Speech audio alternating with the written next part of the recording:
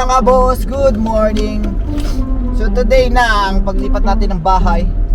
So first thing is pupunta tayo sa U-Haul. Kukuha tayo ng truck. And then ang ginawa na lang namin ni Mrs. ay nag-hire na kami ng two movers and then nag-rent kami ng U-Haul. So sa U-Haul, ang charge nila doon is depende sa size ng truck.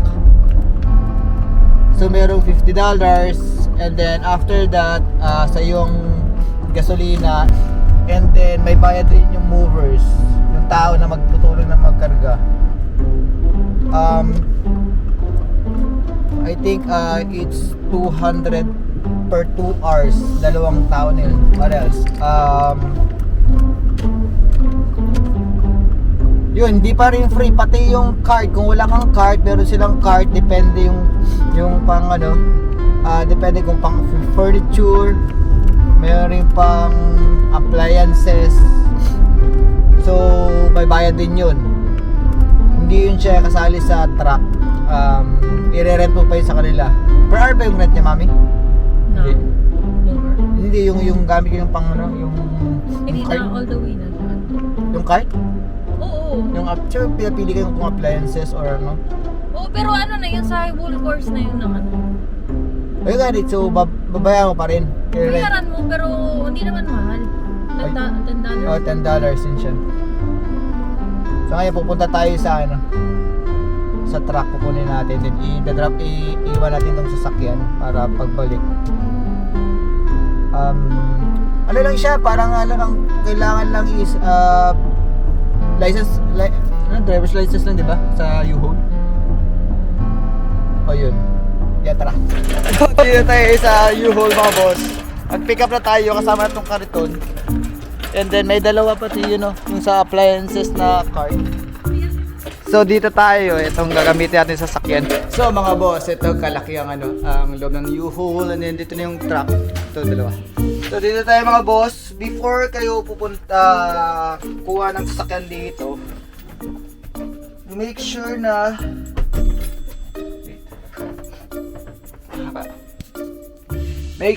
tingnan yung fuel, yung odometer, doon sila magbe-base.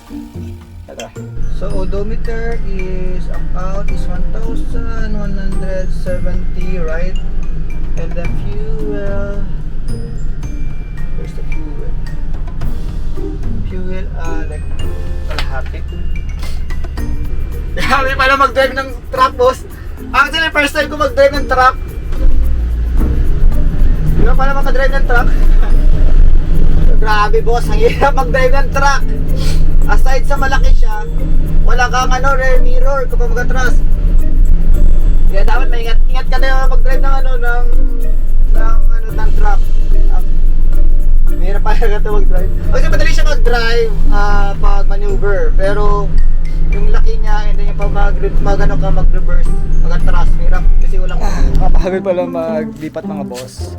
So dito pa lang yung nalilipat na papasok namin, yung TV, yung mga sofa, and then meron pa doon sa loob.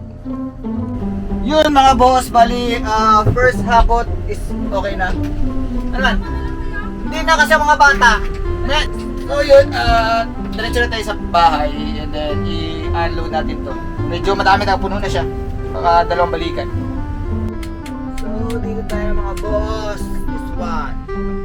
Yun mga boss, sa tapos na tayo. Actually hindi pa talaga siya tapos, may natira pa sa apartment pero I think kaya na namin yun. Inuna na namin yung mga mabibigat and then yung mga something na naiwan, kaya na namin yun. So ngayon, isasoli natin itong U-Haul and then update ko kayo kung magkano na bayaran ko.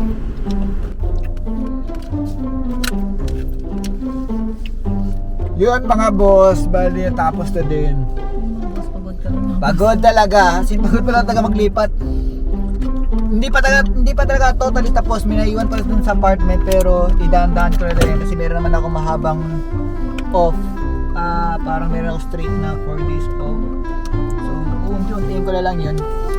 And then dito na rin yung mga bata. Pero the good thing is, yung mga big na mga gamit is naka-position na doon. So, mga gastos namin sa paglipat, number 1 is yung rent ng U-Haul. 2 hours lang ngayon eh. Magkano ba yung lahat doon, mami? Sa U-Haul? Mga 300. Plus, Hindi, ang U-Haul mismo na truck, mura lang. $50 lang siya, tapos $1 per mile.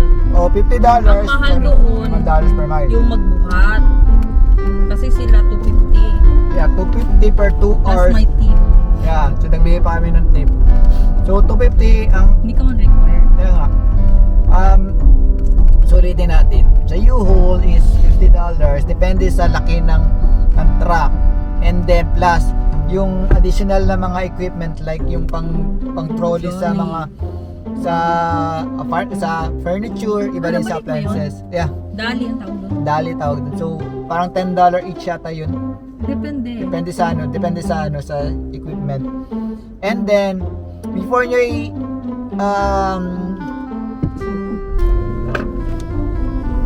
nyo talaga isauli yung U-Haul, kailangan nyo talaga na ipagasolina. Diba meron kayong kung ilan yung bar ng ano nyo. Kasi pag hindi mo na ipagasolina, parang magcha-charge sila ng $40.